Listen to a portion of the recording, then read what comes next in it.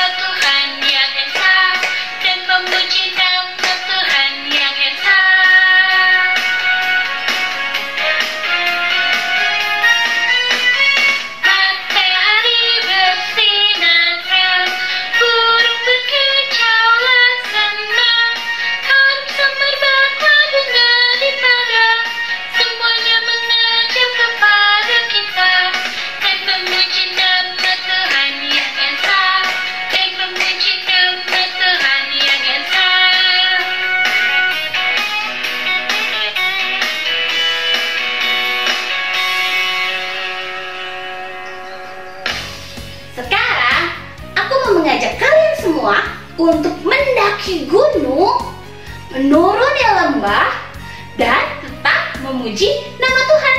Dari lagu ini kita bisa belajar kalau Tuhan tetap ada dimanapun kita berada.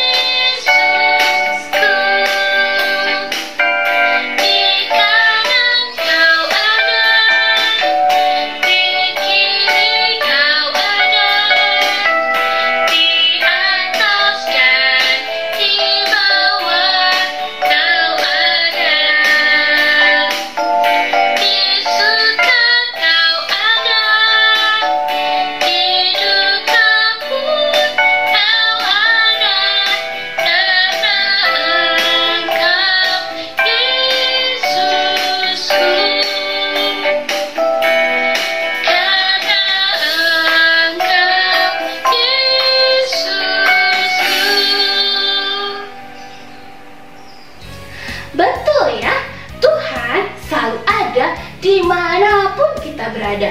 Dalam keadaan kita yang senang, sedih, Tuhan tetap selalu ada. Dia selalu menyertai kita.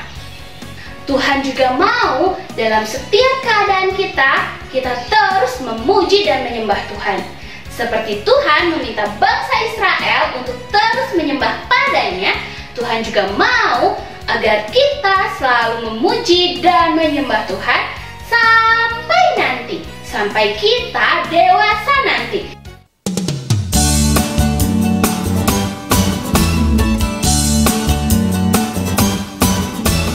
I will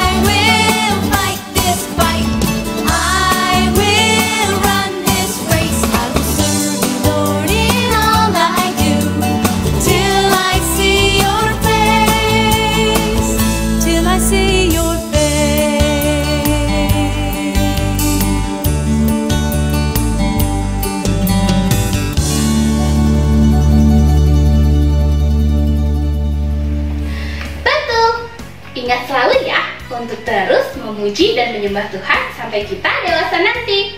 Sekarang saatnya untuk kalian mendengarkan cerita. Ceritanya diambil dari Alkitab. Cerita yang dari Alkitab adalah cerita yang betul-betul terjadi. Yuk, sebelumnya kita persiapkan hati kita untuk mendengarkan cerita Alkitab.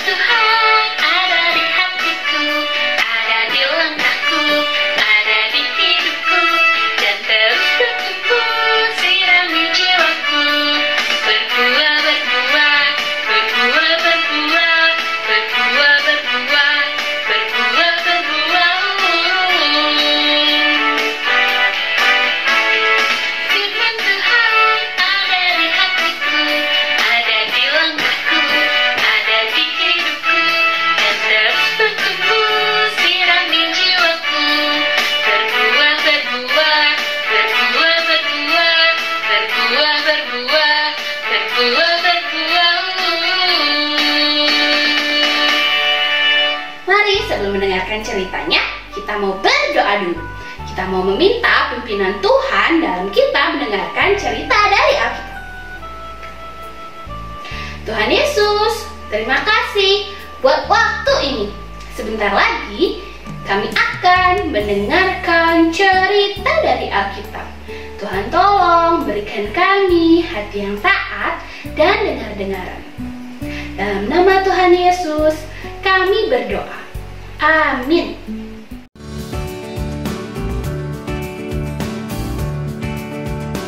Sekarang waktunya kalian untuk mendengarkan bagaimana cara Tuhan memakai Musa untuk menolong bangsa Israel keluar dari Mesir. Nah, cerita tersebut diambil juga dari Alkitab. Sekarang saya sebagai bangsa Israel akan menceritakan kembali kepada kalian. Yuk, semuanya ambil dulu Alkitabnya. Alkitab, Alkitab, bukunya Tuhan.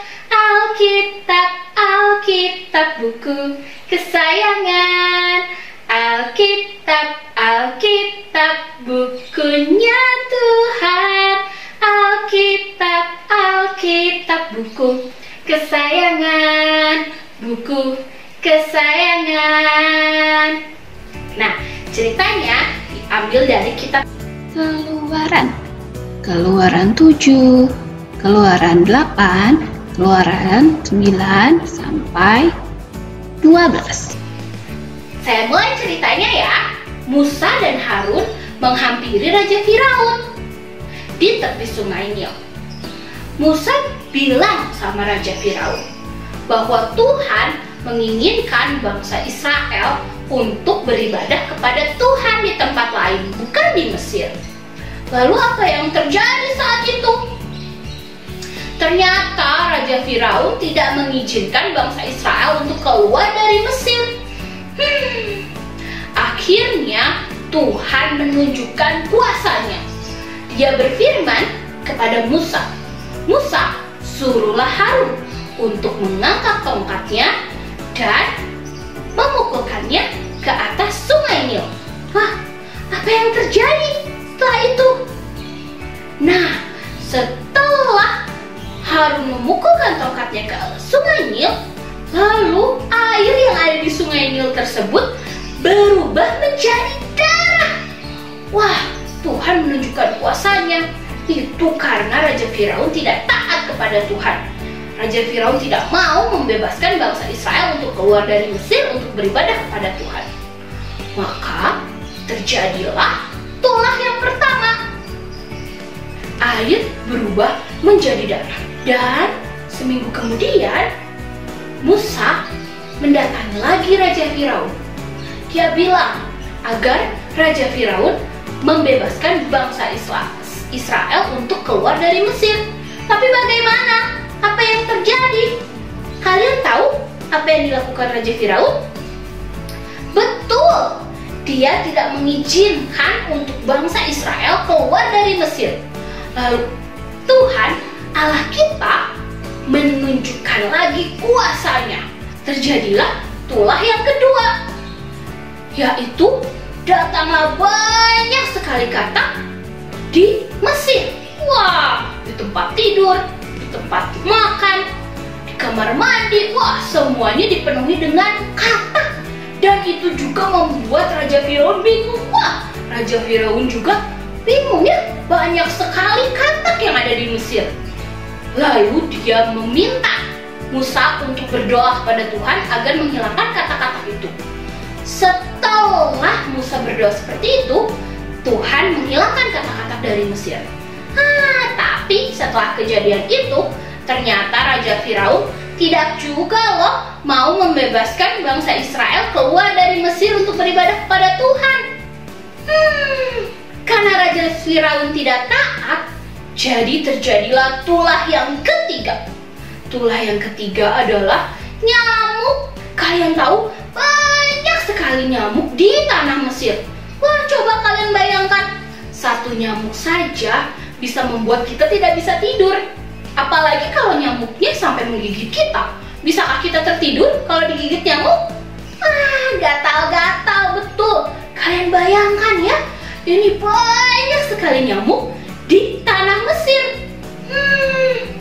Tapi meskipun sudah terjadi tulah yang ketiga, yaitu nyamuk, Raja Firaun tetap tidak mengizinkan bangsa Israel untuk keluar dari Mesir.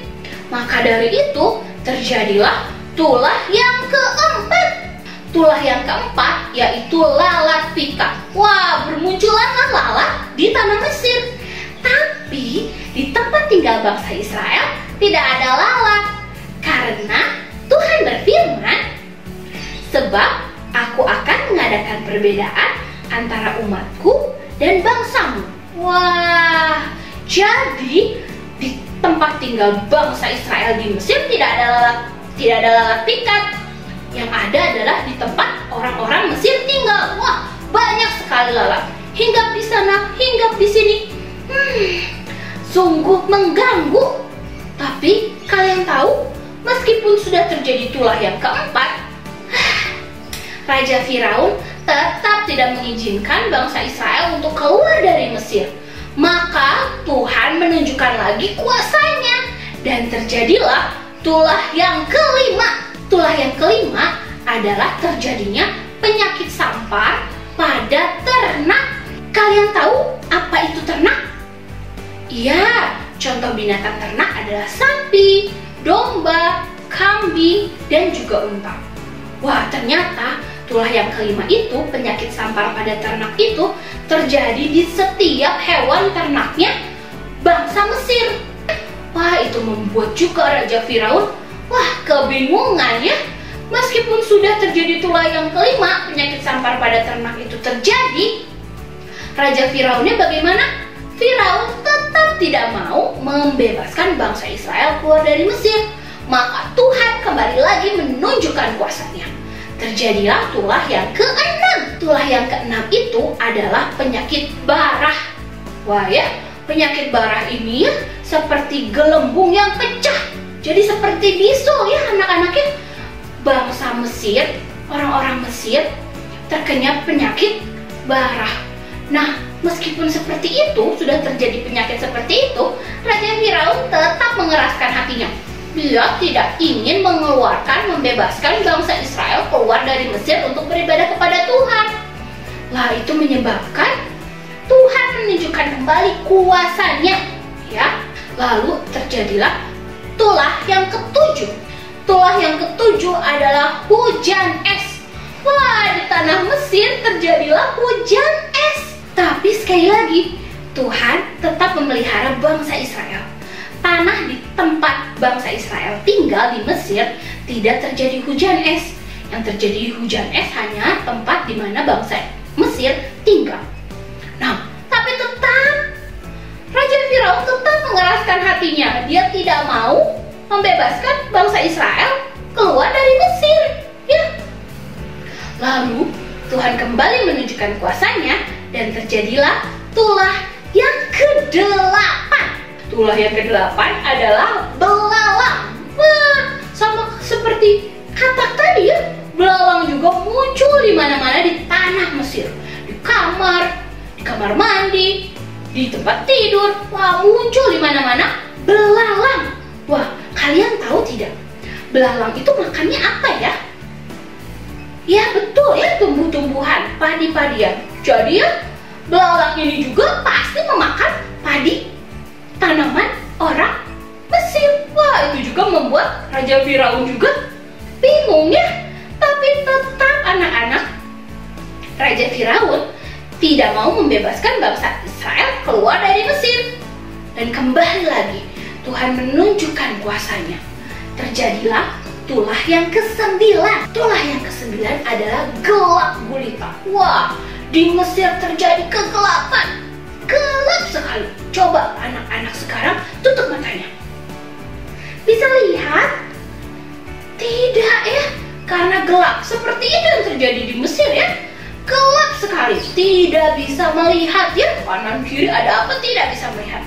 Gelap gulita di tanah Mesir. Tapi kembali, Tuhan memelihara bangsa Israel. Di tempat di mana bangsa Israel tinggal, tidak terjadi gelap gulita. Tapi tetap ya, Raja Firaun mengeraskan hatinya, tidak mau membebaskan bangsa Israel keluar dari Mesir. Lalu setelah itu apa yang terjadi? Tuhan berfirman kepada Musa bahwa Tuhan akan membuat seluruh anak sulung bangsa Mesir meninggal, mati ya. Dari mulai anak Raja Firaun sampai ke hewan-hewannya yang sulung, semuanya mati. Tapi Tuhan berfirman kepada Musa agar bangsa Israel memakan sayur pahit pada malam harinya dan bersiap-siap untuk segera pergi ya. Bangsa Israel diminta untuk bersiap-siap, memakai baju, memakai ikat pinggang, memakai kasut. Dan juga Tuhan juga menyuruh Musa untuk bilang sama bangsa Israel untuk menyapukan darah anak domba di ambang pintu rumah orang Israel. Karena jika malaikat melihat tanda darah di ambang pintu rumah tersebut, maka anak sulung dari rumah tersebut tidak akan mati. Nah ya, lalu betul terjadi ya. Saat itu, waktu malam terjadilah kegemparan di tanah Mesir ya. Wah, ternyata betul ya terjadi bahwa seluruh anak sulung bangsa Mesir mati, meninggal. Nah, dari situ Raja Firaun akhirnya bilang sama Musa, sudah, bangsa Israel boleh pergi dari Mesir. Wah, akhirnya bangsa Israel boleh loh keluar dari Mesir. Wah, siapa yang menyebabkan bangsa Israel bisa keluar dari Mesir? Musa? Tidak. Siapa? Iya, betul, kuasa Tuhan. Tuhan hanya memakai Musa untuk menolong. Tapi yang berkuasa melakukan semuanya itu siapa? Betul, Tuhan kita. Wah, dan akhirnya setelah kejadian tulah yang ke-10 tersebut, bangsa Israel akhirnya bisa bebas dari Mesir. Wah, ternyata betul ya, Tuhan menunjukkan kuasanya. Wah, dia memakai Musa untuk menolong bangsa Israel keluar dari Mesir. Tapi kalian harus ingat, yang berkuasa itu adalah Tuhan. Wah, Tuhan selalu berkuasa. Dan Tuhan selalu menjaga umatnya. Ya, melalui kejadian-kejadian yang dialami oleh bangsa Israel, Tuhan menunjukkan kuasanya. Ya, Tuhan mengirimkan tulah-tulah atau hukuman-hukuman kepada bangsa Mesir karena Raja Firaun tidak mau membebaskan bangsa Israel untuk keluar dari Mesir. Tapi tetap ya, Tuhan menjagai umatnya. Tuhan berkuasa ya. Dan harus kalian ingat juga ya, bahwa Tuhan jauh lebih berkuasa dari Raja Firaun. Wah, terbukti ya. Dari tulah-tulah tersebut, wah, Raja Firaun tidak bisa melakukan seperti itu. Tapi Tuhan kita bisa melakukannya ya. Dan Tuhan selalu memelihara bangsa Israel sampai bangsa Israel keluar dari Mesir. Dan kalian tahu, Tuhan terus menyertai bangsa Israel dimanapun bangsa Israel berada. Wah, hebat sekali kan Tuhan kita itu? Nah, kalian mau tahu cerita tentang bangsa Israel selanjutnya seperti apa? Nah, minggu depan kalian akan mendengarkan cerita yang lain tentang bangsa Israel dan perjalanan bangsa Israel bersama dengan Tuhan. Kalian harus selalu ingat ya, kalau Tuhan berkuasa, Dia sanggup melakukan segala sesuatu di luar kemampuan manusia. Karena Tuhan kita itu hebat, Tuhan kita dahsyat. Sekian cerita dari saya hari ini. Yuk sekarang sama-sama kita berdoa. Tuhan Yesus, terima kasih buat cerita hari ini. Ajar kami untuk terus berpegang dan percaya kepada kuasa-Mu. Apapun yang terjadi di dalam kehidupan kami merupakan izin dari Tuhan. Sebentar lagi kami akan melanjutkan kegiatan kami yang lain. Tuhan tolong, pimpin, dan sertai. Dalam nama Tuhan Yesus, saya berdoa. Amin.